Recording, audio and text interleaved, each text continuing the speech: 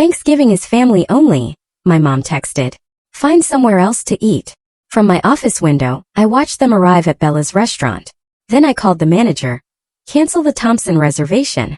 20 minutes later, Mom called me asking, why won't they seat us? Can you believe the sheer audacity? Just 2 days before Thanksgiving, while I was buried in holiday chaos, a text landed on my phone that felt like a knife twisting in my gut. My own mother, with a casual cruelty that still makes my blood boil, told me I wasn't real family, and to find somewhere else to eat. But what she didn't know was that her grand family-only celebration was booked at the crown jewel of my culinary empire. It was a Tuesday morning, coffee long gone cold on my desk, spreadsheets for nearly 200 employees blurring before my eyes. Thompson Culinary Holdings.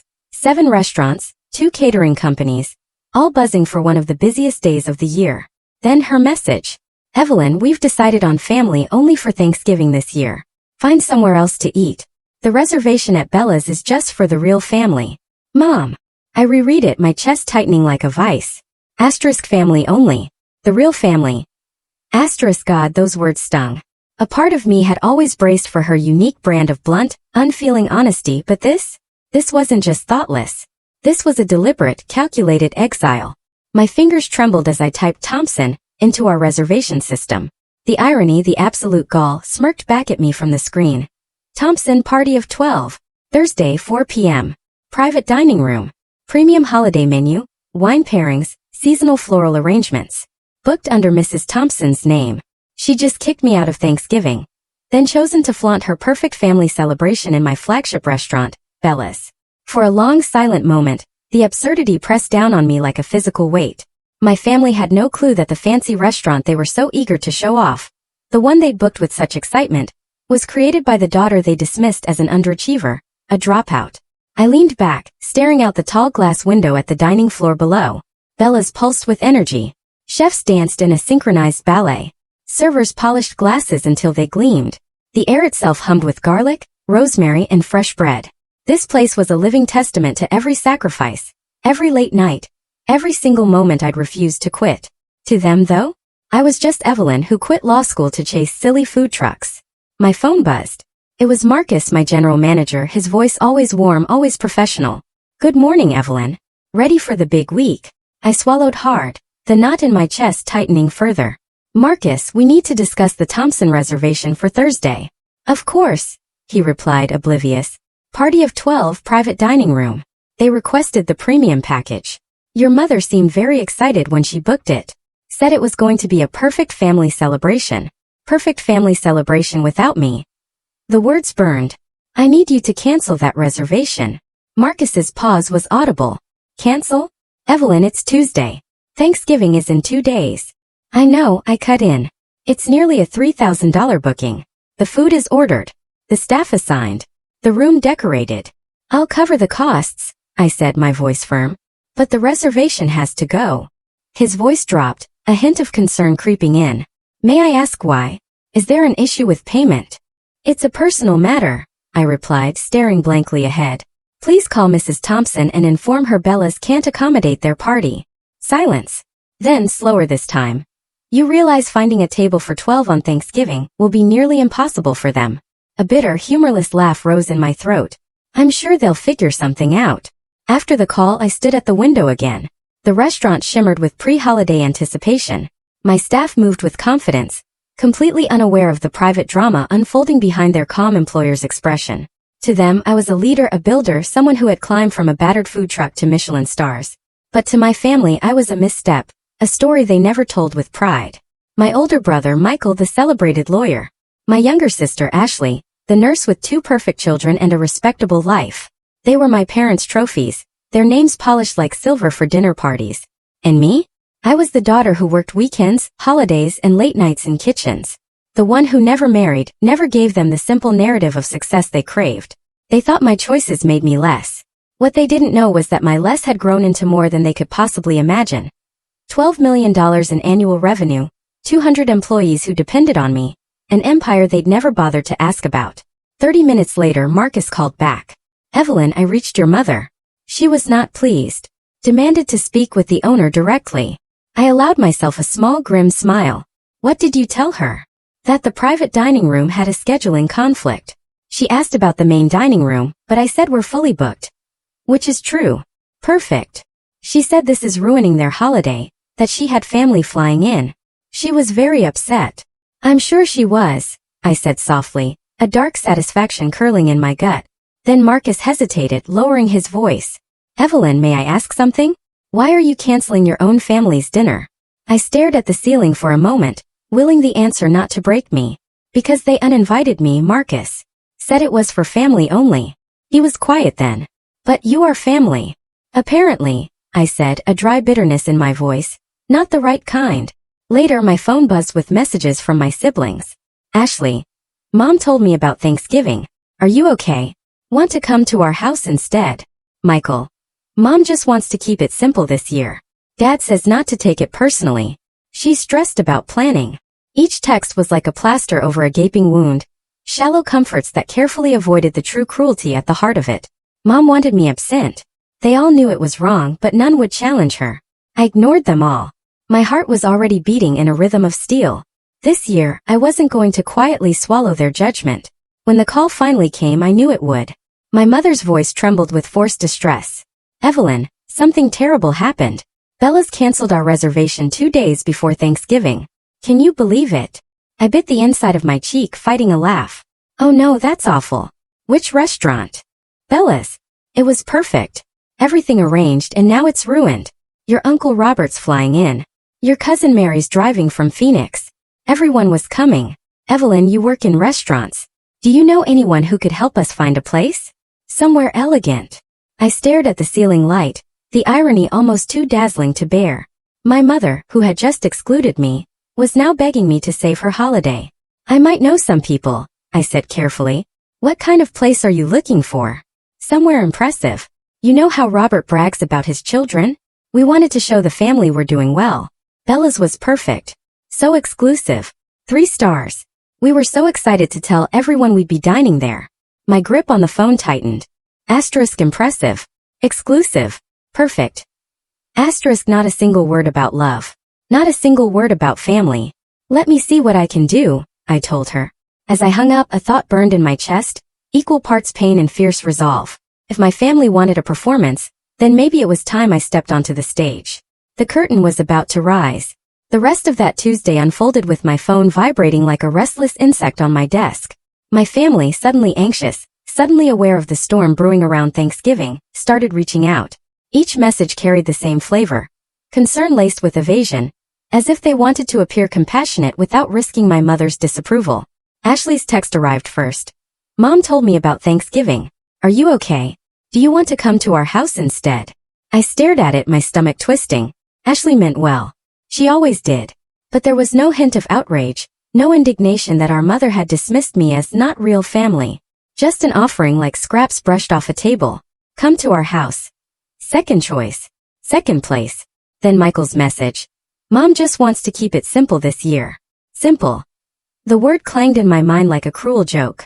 Excluding a daughter wasn't simplicity. It was strategy.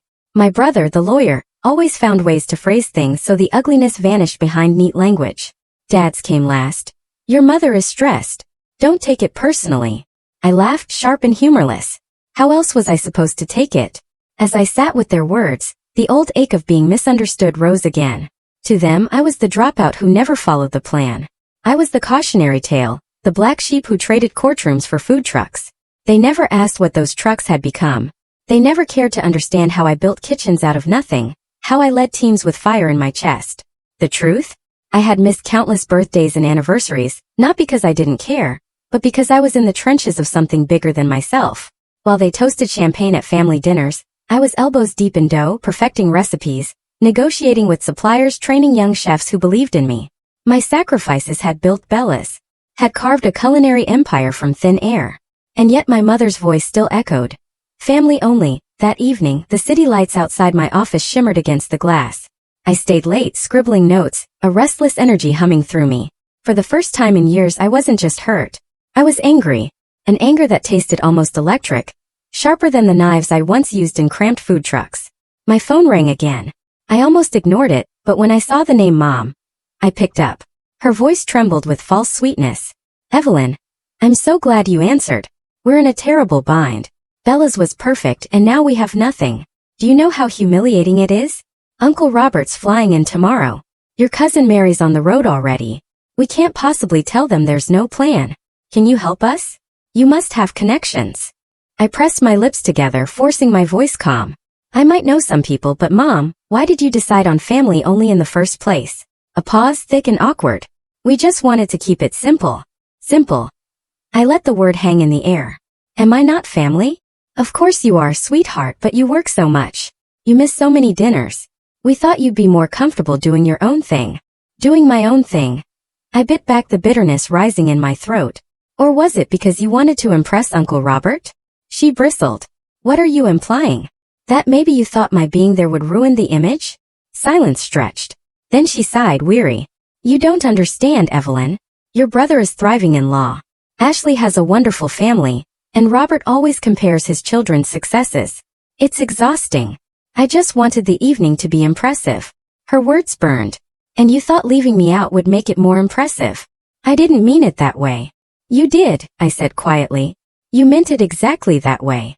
We ended the call on a brittle note, her pleading for me to make some calls, me promising only that I'd see what I could do. Afterward I paced my office, thoughts sharp and jagged. This was about more than a dinner. This was about years of dismissal, about the way my family crafted a narrative where I was always the outsider. I could feel the weight of their judgments pressing against my ribs. But beneath it something else stirred, resolve. They thought I was powerless. They thought I was a failed dreamer clinging to food trucks. They had no idea that the very ground beneath their feet, the dinner they craved so desperately, belonged to me. That night I pulled out old photographs. Me in a flower-streaked apron, standing in front of my first truck, grinning with exhaustion. A younger me, eyes fierce with ambition, even as grease clung to her clothes. My family had seen that girl as a joke. They never stayed long enough to watch her transform. And now the irony was delicious. They were begging for help, and the help they needed came from the daughter they cast aside. By Wednesday morning the calls increased. Ashley left a voicemail, her voice tight with worry. Mom's panicking, Evelyn. She's calling everywhere. No one has space for 12 people. She's crying. Could you maybe, I don't know, reach out to some of your contacts? I could almost hear the unspoken words. Asterisk, fix this. Save us. Asterisk, but why should I? A part of me wanted to let them scramble, let the dinner collapse into fast food or chain restaurants. Let Uncle Robert see the cracks in their perfect facade. Yet another part, quieter but insistent, knew this was my chance. Not just to help but to be seen. To force them to face the truth they'd ignored for years. I dialed Marcus. He answered on the first ring. Evelyn, has my mother called back? 3 times, he said grimly, each more desperate than the last. She asked if we could recommend other restaurants. I gave her names, but honestly everything's booked. She was on the verge of tears. Tears. I closed my eyes, exhaling slowly. My mother wasn't evil, I reminded myself.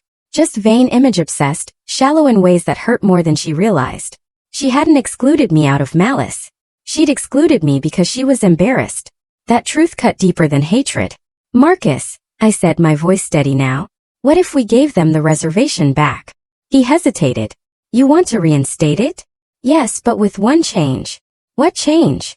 The party of 12 becomes a party of 13. His intake of breath crackled over the line. You mean you'll be joining them? Yes. After they uninvited you? Exactly, I said. If they want their perfect dinner, they'll have to make room for me. He was quiet for a long beat. Then, that's bold. It's necessary. As I ended the call, I felt a strange calm settle over me. For years I had let their judgments define me. But this Thanksgiving I would no longer be invisible. The stage was being set. And whether my family liked it or not, I was stepping into the spotlight. Wednesday evening, the city pulsed with holiday anticipation. Streets glittered with early lights, stores crowded with last-minute shoppers. And yet, inside my office time felt frozen. I sat alone staring at my phone, knowing the next move would change everything. The decision had already been made.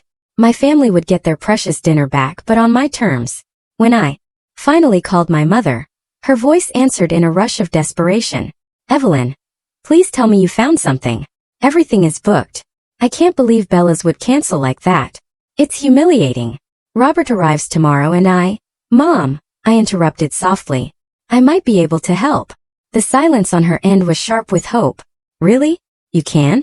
Evelyn, you'd be saving us. How? I have some connections, I said carefully. I know someone who might have influence at Bella's. Oh, Evelyn. That would be incredible. You're a lifesaver. What do we need to do? There's one condition, I said. Her breath hitched. Condition? Yes, the reservation will be for 13 people, not 12. The silence stretched so long I could hear my own pulse. Finally she whispered, 13? But who would the 13th be? Me, I answered. The quiet that followed was louder than any shout. My mother's voice when it came was strained. Evelyn, I thought, we just assumed you'd be too busy. Busy or not, I'm family, I said. And if Bella's reopens that dining room for you, then I will be seated at that table. She inhaled sharply, and I pictured her pacing the kitchen floor. Phone pressed to her ear, pride and panic wrestling in her chest. Evelyn, this dinner, it's important. We wanted to show the family that we're doing well. Robert brags about his children constantly and we thought. You thought I'd spoil the picture. I finished for her. No, sweetheart, that's not. It's exactly that, I said, my voice calm but unyielding. So here's the deal. 13 people or none at all. That's the only way you'll walk into Bella's tomorrow night. Her breath trembled over the line, then a soft. All right. 13. A strange satisfaction unfurled in my chest, but it wasn't triumph. It was something darker, heavier. For the first time my mother was bargaining with me, not dismissing me. Good, I said. I'll make some calls. We hung up and I sat in the dim light of my office, staring at the city skyline. The irony was so thick it felt surreal. My mother, who had deemed me unworthy of family Thanksgiving, was begging me for access to my own restaurant. Marcus knocked gently before stepping inside. You wanted to see me? I nodded. I'm reinstating the Thompson reservation. Party of 13 this time. His brows lifted, but he didn't question. Consider it done. I'll adjust the order and staffing. Thank you, I said. Then, almost to myself, tomorrow they'll sit in that room and eat, and for the first time they'll see me clearly. Marcus studied me, cautious. Evelyn, do you want them to know? I met his eyes. Not yet. Not all at once. Tonight they just think I pulled strings. Tomorrow they'll learn the truth. He nodded slowly as though he understood I wasn't talking about logistics anymore, but about years of silence and dismissal, all boiling toward a single evening.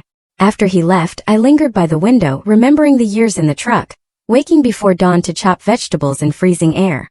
The nights I collapsed on stiff mattresses in borrowed apartments, wondering if I'd made the worst mistake of my life.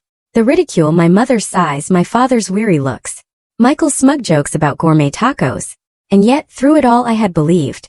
I had built. And now Bella's gleamed like a jewel, 3 Michelin stars crowning what they once called a fantasy. Tomorrow when they walked through those doors they wouldn't be able to dismiss me anymore. Late that night Ashley called. Unlike Mom, her tone carried genuine worry. Evelyn, is it true? Did you get the reservation back? Yes, I said simply. Oh, thank God. Mom was hysterical. She said. You worked a miracle. I don't know how you pulled it off, but thank you. Her gratitude warmed me, but beneath it, I sensed the same blind spot as always. They had no idea I was the miracle. Ashley, I asked quietly, did it ever bother you that Mom called it family only? There was a pause. Of course it did, but you know how she is. She didn't mean it literally. She meant it enough to exclude me. Ashley sighed, guilt heavy in her voice. I just didn't want to make it worse. That was the story of my family. No one wanted to make it worse, so they all let it be bad. When the call ended, I sat in the dark, the city lights painting my reflection across the glass. Tomorrow I thought would be more than dinner. It would be theater. My family wanted a perfect image for Uncle Robert. I would give them one, but the image wouldn't be theirs.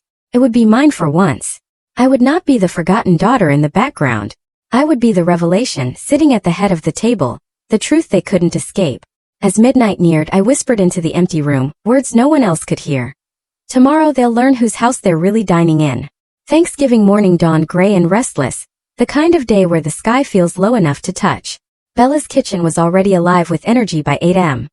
Steam rising from simmering pots, knives clattering against cutting boards, chefs moving with precision born of weeks of preparation. I walked the floor quietly, taking it all in. This was my kingdom, my empire in motion. But tonight, it would double as a stage for a play my family didn't even know they were part of. By mid-morning my phone rang. Predictably, it was Mom. Her voice carried a forced brightness. Evelyn, thank you again for pulling strings. Bella's actually reinstated us. I don't know how you managed it, but it's a miracle. You're amazing. Her praise was so syrupy it almost made me laugh. A week ago I was too busy, too embarrassing to sit at her table. Now I was amazing. I'm glad it worked out, I said, keeping my tone steady. I told your father. You must know someone very important. Who is it? The manager? The chef? I let silence stretch a moment before replying. Someone with influence. Her laugh was nervous. Well, thank heavens you do. Otherwise it would have been a disaster. Robert's already in town, and he was impressed when he heard we were dining here. He always brags about his son the surgeon and his daughter the investment banker. You know, this was our chance to show we're doing just as well. Her words landed like stones in my chest. Not joy about being together. Not excitement about sharing a holiday. Just bragging rights. Just image. Mom, I said softly. Do you ever wonder why I'm not someone you brag about? She hesitated. Evelyn, that's not fair, isn't it? Michael's law practice, Ashley's family. You parade them around like trophies. What am I to you? There was a long pause, then quietly, you're different. Different. The word I'd lived under my whole life, wielded like a polite knife. We ended the call soon after, her voice growing brittle with defensiveness, mine cool with determination. By afternoon my siblings started messaging. Michael pragmatic as always. Mom says you saved Thanksgiving. Whatever you did, thanks. His words were efficient, emotionless, like a business transaction. Ashley softer. I'm glad you'll be with us tonight. It wouldn't feel right without you. Her sincerity almost soothed me, but only almost. At 3 o'clock sharp, Marcus appeared in my office. Everything's ready. Private dining room is set. Staff prepped. The Thompsons will be here at 4. Good, I said, straightening my jacket. He studied me with quiet concern. You don't have to do this, you know. You could just let them eat. Let them leave. Keep your secret safe. I met his gaze. No, Marcus. Tonight the secret ends. At 4 o'clock the Thompson family arrived. I watched from the shadows of the dining room entrance as they poured in. Michael in his tailored suit. Ashley balancing a toddler on one hip. Dad looking tired but content. Mom glowing with pride. They admired the chandeliers, the polished wood, the elegance of Bella's private dining room. And then they saw me. Mom blinked, startled, before forcing a smile. Evelyn, you're here. I am, I said, stepping forward. C13, remember? A hush fell as I joined them at the long table. My siblings exchanged uncertain glances, but no one spoke. Finally, Uncle Robert, tall and imposing with a booming voice, broke the silence. Well now, Evelyn, good to see you. What do you do these days? Still tinkering with food trucks. The words hit like a slap, though his tone was genial. He didn't mean harm. He simply didn't know. I smiled faintly. Something like that. Dinner began with forced pleasantries. Wine poured into crystal glasses. Silverware clinking against fine china. Conversation swirled around Michael's cases, Ashley's children, Robert's endless boasting about his own. I stayed quiet, listening, the outsider, even at my own table. Until Robert turned back to me. And you, Evelyn, tell us more. Your mother said you helped secure this reservation. That must mean you have powerful friends in the industry. I saw Mom stiffen, her fork pausing midair. She hadn't expected the spotlight to swing my way so soon. I do, I said, letting the words settle. But not in the way you think. Michael chuckled lightly. Come on, Evelyn. Don't be mysterious. Who do you know? A maitre d', a wine supplier.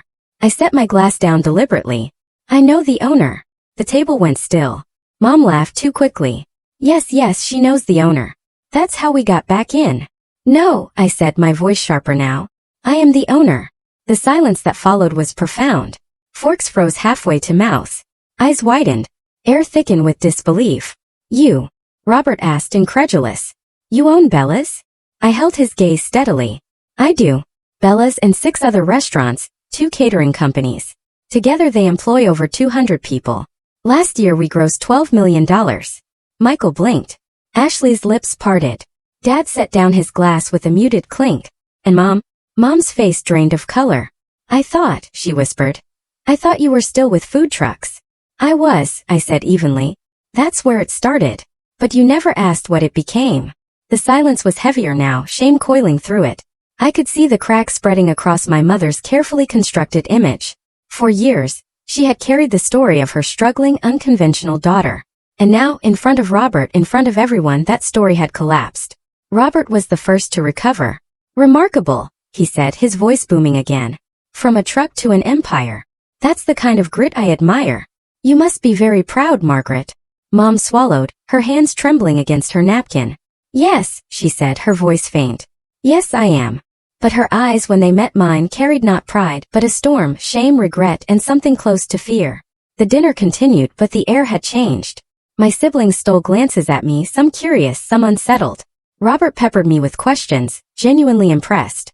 While my mother sat in brittle silence, her facade cracking with each answer I gave. When dessert arrived, she finally leaned toward me, her voice breaking. Evelyn, why didn't you tell us? I turned to her, meeting her gaze. Because you never asked. Her eyes glistened, tears threatening. I was wrong. Yes, I said softly. You were. The table around us buzzed with conversation. But between us, only silence stretched. A silence that said everything. Tonight wasn't about food. It wasn't about celebration. It was about truth finally dragged into the light, raw and undeniable. And the truth was this. The daughter she thought was a disappointment had become the one person she could no longer ignore. The revelation lingered in the air like smoke, impossible to ignore. I watched my mother's face shift through shock, denial, and reluctant acknowledgement as she forced herself to swallow the truth. For years, she had told relatives I was finding my way, that I was still experimenting. Now she sat in a 3-star dining room run by the very empire she dismissed. Uncle Robert leaned back in his chair, his booming voice slicing through the tension. This is extraordinary, Evelyn.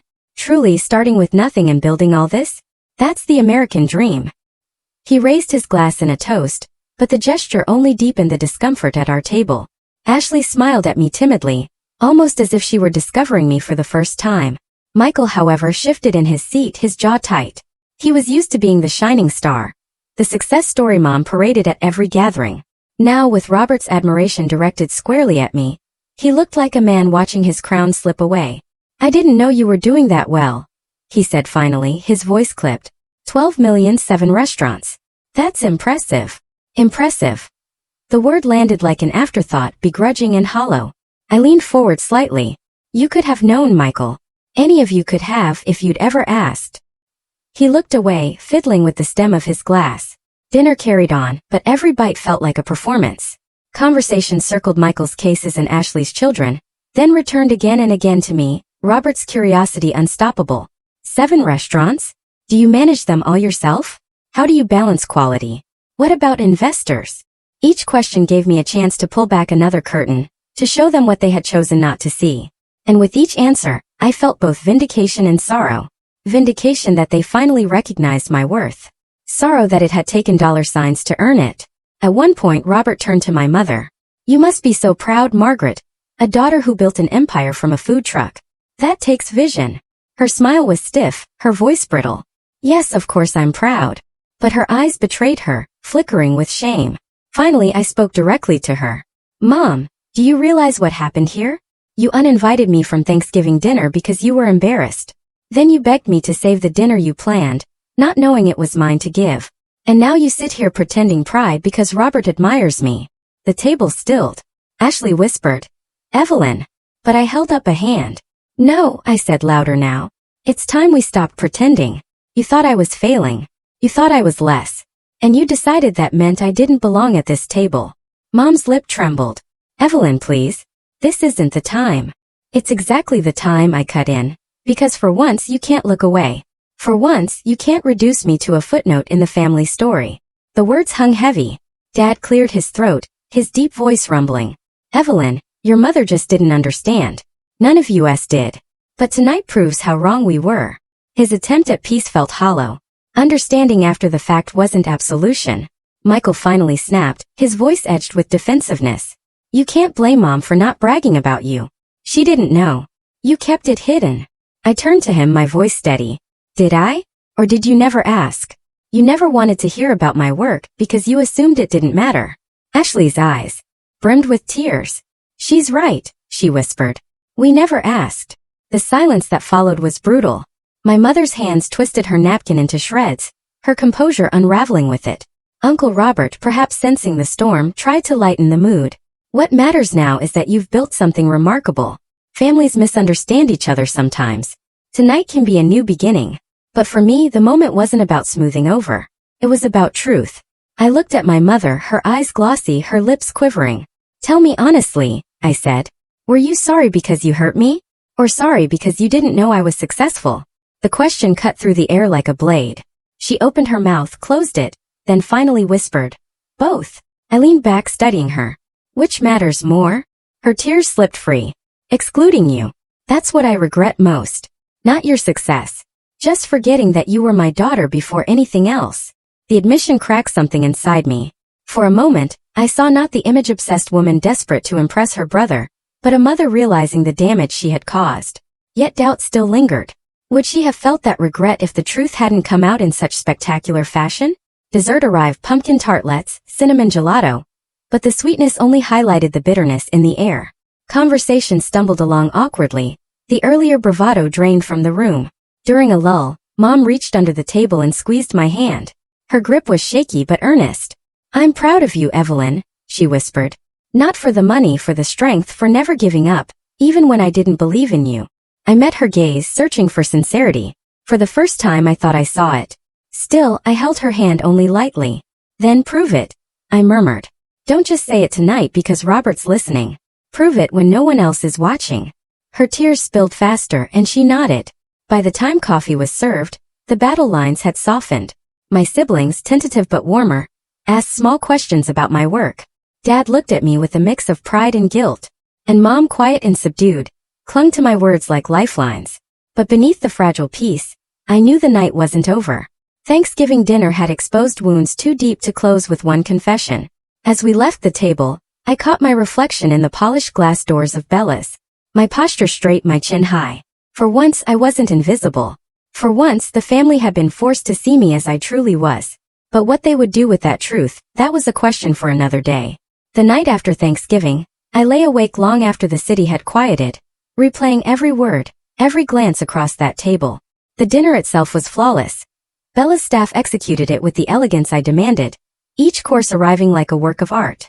But beneath the perfection of the meal, emotions had tangled into a web too tight to ignore. I could still see my mother's face as she confessed regret, her voice raw, stripped of the usual armor of pride. I wanted to believe her. I wanted to believe that for once she had looked past appearances and seen me. But another part of me, older, wounded, whispered doubts. Would she still have felt remorse if Uncle Robert hadn't been there, watching, listening, weighing our family against his own? The next morning Ashley called. Her voice was hesitant, as though she was stepping carefully across thin ice. "Evelyn, last night was intense, but I'm glad you were there." "Really glad. Are you?" I asked softly. "Yes," she said firmly. "I know we've let you carry this distance alone. We should have asked more, cared more. I'm sorry for that." Her words warmed me, but they also carried guilt. My sister had always been kind but passive. She'd never defended me, never challenged Mom's narrative. And yet, hearing her apology now felt like a bridge being tentatively rebuilt. Later that day, Michael texted a clipped message. "You've done well. Congrats." Nothing more. His pride wouldn't let him say what needed saying, but even that begrudging acknowledgement was more than he'd ever given me before. Still, it was my mother's silence that echoed loudest. She didn't call. She didn't text. She simply disappeared into the quiet of her house, and I couldn't tell if she was ashamed or simply overwhelmed. Days passed. Work consumed me again. The endless machinery of the restaurant world, holiday parties to coordinate, catering contracts to finalize. But beneath the surface I felt a tug I couldn't ignore. The dinner had cracked something open, but cracks left alone either heal or spread. I needed to know which it would be. A week later, I drove to my parents' house. The front lawn still bore the remnants of autumn, leaves scattered like forgotten confetti. Inside, the air smelled of cinnamon candles and something older, heavier, like unspoken words. Mom was in the kitchen, folding laundry at the counter, her movements mechanical. When she saw me, she froze. "Evelyn," she whispered. I set my bag down, heart pounding. "We need to talk." She nodded, eyes glistening. "I know." We sat at the kitchen table, the same table where I had once done homework, where she had once scolded me for grades that weren't good enough, where silence had been louder than praise. "Why didn't you call?" I asked. Her hands twisted the fabric in her lap. "Because I didn't know what to say. Everything I said that night sounded wrong. I didn't want to hurt you more." "You already did," I said quietly. "For years you made me feel like I was less than my siblings, like what I was building didn't count." Tears spilled down her cheeks. I was wrong. I thought success had to look a certain way. A law degree, a family, something easy to explain at dinner parties. I didn't see that what you built was greater than any of that. Her honesty shook me. For years, I had begged silently for her recognition. And now finally it was here. Yet it wasn't triumph I felt. It was grief for the years wasted, the years unloved. Do you know what hurt most? I asked. She looked up. What? That you didn't even ask. You never wanted to know what my work really was. You never asked how I was surviving or if I was happy. You just assumed I was failing. She covered her mouth with her hand, sobbing softly. I know. And I hate myself for it. I reached across the table, hesitated, then laid my hand over hers. If you mean that, then things have to change. Not just words, Mom. She nodded fiercely, gripping my hand. They will. I promise. That promise became the seed of something new. Over the next months she began showing up, not with judgment but with curiosity. She visited Bella's during the day, meeting my staff, asking questions about supply chains and menu planning. At first her questions were awkward, fumbling, but slowly she began to understand. She even volunteered at our charity dinner, serving meals to families who had nothing. For the first time I saw her humbled, moved by the weight of lives outside her own image. Still doubt lingered in me. Was she proud because she finally saw me, or because she finally had something to brag about? One evening, after a long day of service, I drove her home. In the quiet of the car, she said, I used to tell myself I wanted to protect you from disappointment. But the truth is I was the one disappointed. Disappointed that you weren't what I imagined, and that was my failure, not yours. Her voice cracked. I don't want to lose you again. Evelyn, tell me what I can do to make this right. I pulled the car to the curb, tears pricking my eyes. Just be my mother. Not my judge, not my critic, just my mother. She nodded, reaching for my hand, and for the first time in years I let her hold it. But even as hope stirred, a shadow remained. Families don't transform overnight. Patterns carve deep grooves, and climbing out of them takes time. I didn't know if we could ever erase the years of dismissal, but maybe, just maybe, we could start again. That night, alone in my apartment, I stood by the window overlooking the city. Lights flickered across the skyline, vibrant and alive. And for the first time in a long time I felt a cautious peace. I had demanded truth at that Thanksgiving table, and I had received it. Painful, imperfect, but real. The question that lingered was whether the truth would be enough to build something lasting, or whether it was just a fragile truce waiting to crack. 6 months slipped by like pages turning in a book, each chapter a cautious step towards something new between my mother and me. At first I expected her attention to fade, that once the shine of my revelation dulled, she would retreat to her old ways, clinging to Michael's courtroom victories and Ashley's family stories. But to my surprise she didn't. She came to Bella's often, not as a customer demanding special treatment, but as a guest who genuinely wanted to understand. She asked questions about the menu, about how I sourced ingredients, even about staffing challenges. She lingered in the kitchen, watching the chefs at work, marveling at the choreography of it all. The first time she volunteered at our charity gala, handing plates of roasted chicken to families who had nothing, I watched her face change. The pride she had once reserved for appearances melted into something softer, more grounded. For the first time I saw her moved not by what others would say, but by what she was actually witnessing. And yet the doubt never fully left me.